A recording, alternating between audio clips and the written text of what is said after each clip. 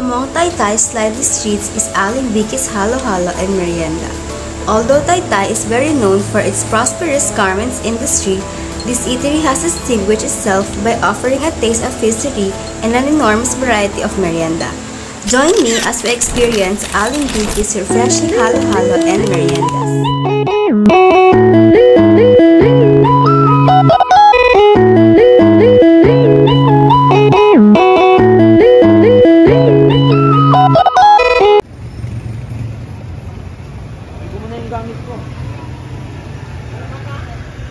Ako si Aling Vicky. Tunay na pangalan. Ako si Marivic Miranda Tirados. Ito, bago nag-start ako ang tinda ko nung araw ay almusal lang. Yung pansit, pero may palabok na ko yung balot-balot lang ba. 10 piso, 5 piso ang pansit, spaghetti, lugaw. Basta lahat ng almusal meron ako noon. Noong 1980 nang nagsapod ako ng pagtitinda ko ng halo-halo. Ang garapong ko lang nung araw, hindi ganyan, yung malilinggit lang ba. At saka, hindi ganyan na ang yelo pa, mano-mano bang kinakatam. Oo. May hanggang ngayon, nandyan ang aking katam. Pinakaingatan ko talaga yun kasi yun ang unang pinagsaplang ko sa paghahanap buhay ko eh. Anak, hirap ko yung pinagdaanan dyan. Para lang ako magkaroon ng konting pera palengke to dito. Kailangan sumakay ako ng tricycle kasi marami yung pinamili kong hindi po pwede. Naaawa ko sa mga anak ko. Nagsusunong ako ng paninda. Yung pinagdaanan kong hirap, sobra-sobra. Kayo lang po ba yung mag-isa yung nag-start? Wala po kayong ibang katulong? Yung tatay nila Ruben, marunong kasi magluto. Kasi sila, ang lola ni Ruben, nagtitinda ng pagkain sa palengke. Karihan ba? Ako talaga hindi marunong magluto. Pero sa katitingin ko, binigay sa akin ni Lord yung talino yan na yan. Kung paano pasikot-sikutin yung pagluluto na yan. Kung paano sumarap ang paninda, ang pagkain. Kasi nasa yan eh. Sabi ko nga, nasa kamay ko yan. Basta ako, nanonood lang ako sa nagluto. Kasi ang tatay masarap magluto. Tatay masarap. Kaya pag nagluluto ako, sasabihin sa akin, ano ka ba? Lahat ng luto mo, isa na lasa. Minudo, michado, paldiret. Sabi ko, hindi naman tayo. Ano siya, sarap magluto. Pero si Ruben, nahanap pa rin ang luto ko. Isa lang po ba yung Ay, madami ako anak, 8. Si Ruben ay pang-5. Kasi ang 4 kong anak, sunod-sunod yun. Naghinto ako ng pag-aanak kasi sabi ko maghahanap buhay ako. Hindi tayo mabubuhay ng tatay lang ang maghahanap buhay dahil tricycle boy lang siya. Sabi ko, kawawa na yung mga bata. Kung hindi ko siya tutulungan ng paghahanap buhay. Ako raw ay super nanay. Lahat ng trabaho pinasok ko. Naglabandera akong araw. Dami kong pinasok. Kaproblema kami doon sa store sa di ba? Kasi nga, nauso yung... Sabi ko kasi sa kanya ganito, huwag kang pagtitiwala sa tao. Oo, nandun na tayo sa... Nagtiwala ka dahil tapat sa'yo. Hindi. Anak ang pera. Siyempre, matanda na ako. Yung tagal ko ba naman nagligosyo yan eh. Sabi ko nga, kahit ako nakapikit, alam ko pagbibilan yan. Kahit sa takal ko lang eh. Wag tukso kasi ang pera sa tao. Diba? Kapag ako kayo nagtiwala sa isang tao, lulukuhin ka niyan. Hindi yan tapat sa'yo. Ultimong kapatid mo, niwala ka kakuntindi sa akin. Pag hindi nagkatotoo, sasabihin mo, bulaan ka pala mamay. Diba? Tanda na kako anak para lukuhin ng yan. Hindi ako pwedeng lukuhin ng tao. Sa na yan. At saka maraming naninira sa magsusumuma. Kasi ako hindi marunong magbukas ng cellphone. May naninira sa atin. Pabayaan mo lang yan. Kasi may ingit lang yan. May mga, tingnan mo. May mga business yan na katulad ng atin. Hindi lang sila pinapasok ng tao. Sa tatanungin, tatanungin nila, ano kayang mayroon dyan sa Alimbiki na yan na wala tayo? Hindi tayo pinapasok ng tao. May sikreto ako na yan. Sikreto yan. May sikreto yan pagmamahal. Yun ang sikreto. Doon. May pagmamahal yan. Pag hindi mo sinamahan ng pagmamahal yan sa Kristo, iiwanan mo. Kaya paminsan-minsan, napunta ako doon sa store. Yun ang sinasabi ko kay Ruben.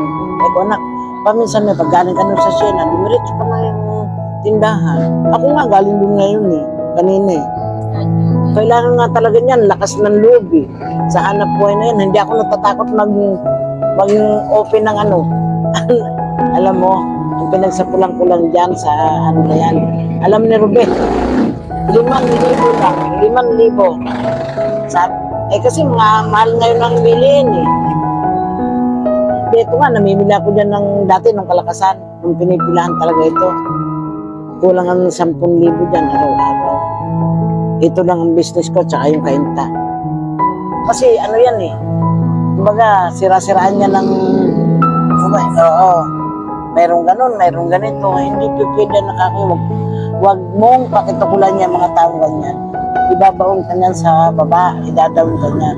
Kailangan palaging ang isip mo, nasa pukusin mo sa magandang bagay. Huwag kang magpadala sa inggit. Nangingit sa iyo Kaya pag magpapa-interview ako, sabi ko tayo ng dalawa. Sasabihin niya, ayoko. Kasi pag nakita, ako ba, may panlaban ako Sa mga naiinggit, siya. May napoten loob nun ako ba, matapang ako. Hindi ako nagpapadaig sa nila, kung sino man sila. Hindi ako nagpapatalo sa kanila. Kasi pag nagpatalo ka, may talo ka talaga. Wala kang mararating. Di ba? Matanda na ako para kahit saan tayo magdating, pasikot-sikutin niyo ako, okay yan. Pero maniwala kayo, apat. Wala akong pinag-aralan. Kulang ako sa pinag-aralan. Kaya, nung araw, sabi ko nga, Lord, bigyan mo naman po kung anak, kahit isa lang, makatapos man lang, maligaya na ako. Hindi ko alam kako kung sino ang bibigyan mo ng sa mga anak ko. Diyan sila ng yan nga si Ruben, matalino talaga yan. Para 4 na taon, makakabisado yan ng isang yellow pad ba? Oo, na papel. Sa papel niya kinabisado yun. Kasi may honor na siya ng kinder Sabi ko, paano mo yun na makabisado? Ganun siya sabi ko, na-memorya mo lahat yun. Ang taga-turo ito. Ninang niya. Matalino talaga yun. Pero ako, kapos sa pinag-aralan. Ayun po sa inyo yun kaya nakapagtapos. Kasi yun ang hiniling ko talaga. Hindi lang isa. Hindi, 3 pa silang nakatapos. Yun ang biling. Sabi ko, ba't yan ang gusto mo yung profesyon? Na nakakapagod kaya yung magturo sa mga bata. Para hindi raw sila tumatanda. Hindi sila tumatanda, demo. Hindi mga tumatanda ang teacher. Sumasabay kasi sa mga bata. Para hindi sila tumanda, di ba? Kaya, kung magti-teacher kayo, hindi nga kayo tatanda. Yung mga teacher na dadaan dyan, mga teacher nila nung araw yun, babatiin ako, Nanay Vicky, aba, ma'am, ganun pa rin ang itsura nila. Hindi natanda ang mga teacher. Kaya yung 3 yan, yung babae ba, pasado naman sa board. Baka po gusto niya kasi Kasi nung maliit yung batang yun, ang gusto niya ay kahera. Oo. Ngayon, sabi ko, ba't yan ba ang gusto mo? Ba't ka pa nagtapos ng pag-aaral? Alam mo, nagparal doon sa Ruben. Nagtuturo na siya sa Siena nung siya nag-tuition. 10 taon na. Pansuka ko. Yung toge, ginatan, turon, tsaka yung lugaw, yan puto kwali. Ang taga-deliver naman yan, yung teacher sa Tantaan na. Parang gulong-gulong po sila magkakapatid. Pinalaki ko sila ng ganun Yung danas nila ang ano, yung babae ko teacher yan, pero hindi nagtuturo. Yung pumasok, ano po. Oo. Ano pong maramdaman niyo po nung nalaman niyo na nagkaroon na ng ibang branch ngayon? Masaya siyempre, ano. Basta sabi ko kay Ruben, kasi siya ang namuhun, ay nagpalago na nun. Sabi ko, tayong lahat ang nagpalago niyan. Kung anong ibigay sa atin ni Lord, yakapin mong mabuti. Huwag mong pakakawalan. Kasi yan, pag pinawi sa atin yan, tuloy-tuloy yan. Tawag mo anak ako, kasi huwag ka makakalimot sa taas. Lagi mong tatandaan nang siya nagbigay sa iyo niyan. Pero magaling talaga si Sir humawak ng kabuhayan. Sabi niya nga. Siya nagpalago niyan. Hindi biro-birong hirap na dinanas niya dyan. May kasamang away. Inaaway niya yung mga kapatid niya pag hindi sumusunod. Huwag mo awayin kasi matanda sa inyo yun. Kumbaga, kasi malawak ang pang isip niya eh. Kahit siya bata eh, mga kapatid eh, medyo high school lang ang tinapos. Pero hindi, mga matatanda niyang kapatid. Yung mga marunong kinatulad niya. Yung mga nakatapos na ang mga isip nila. Wala na.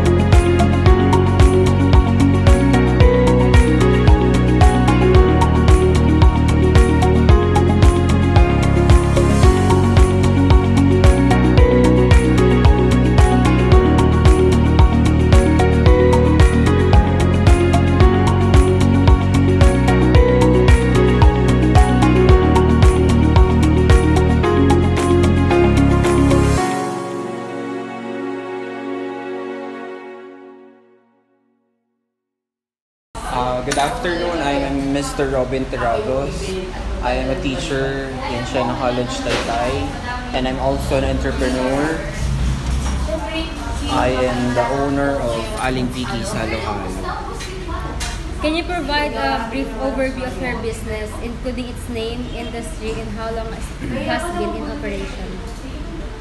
So yung business namin is Aling Vicky's Halo Halo. Galing to sa pangalan ng mother ko, si Aling Vicky. We've been into this food industry or food business for almost 2 years now. Kaya lang, noon pa, several years ago, since 1980, every summer lang kasi nagkakaroon ng tinda ng halo-halo. Pero simula ng pandemic, nabigyan ng chance, nakapag-put up kami ng ganitong klaseng kainan. What inspired you to start your own business? Sayang kasi parang gusto namin ng mama ko marami makatikim ng paninda niya. So we started the business, and also syempre at the same time kailangan namin kumita ng pera. And we were surprised na nung pandemic, nagulat na lang kami, bigla talagang nag-boom yung business. How long has your business grown since its inception? Nung una, parang lamesa lang talaga siya sa harap ng bahay namin eh. Dahil pinilahan ng tao, tinikman, nagustuhan, binalik-balikan. Even my students and friends, Andyan sila, family, friends, sumuporta. Kaya nung lumago ay nakapag-put up kami ng 2 pang branches. At ayun, nakakapunta na sila dito na sila kakain, hindi na ako nakikipagkwentuhan na nakatayo sa Taytay. From 1 table up to several tables now, and hoping for more. What are the biggest challenges you face as a business owner and how did you overcome them? Siyempre, unang-una kapag tumal days.